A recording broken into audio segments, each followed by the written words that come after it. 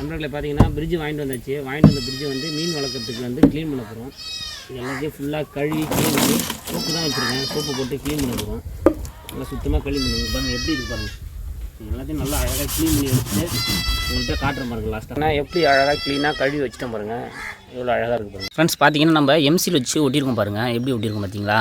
Holes போட்டுருக்கோம் பாருங்கள். மழை பெஞ்சிங்கன்னா தண்ணி வெளியில் வர்றதுக்காக ஒரு ஹோல்ஸ் போட்டிருக்கோம். மாதிரி வச்சு ஹோல்ஸ் போட்டுருங்க. அப்படியே ஹோல்ஸ் ஆகுது பாருங்கள்.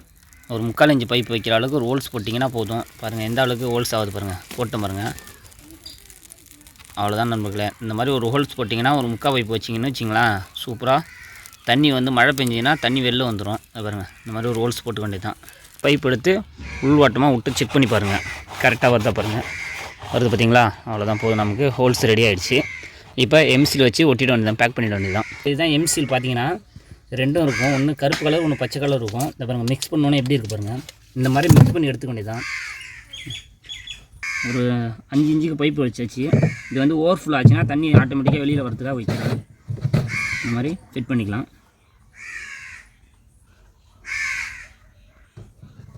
நல்லா வச்சு பேக் பண்ணிட வேண்டியதான்.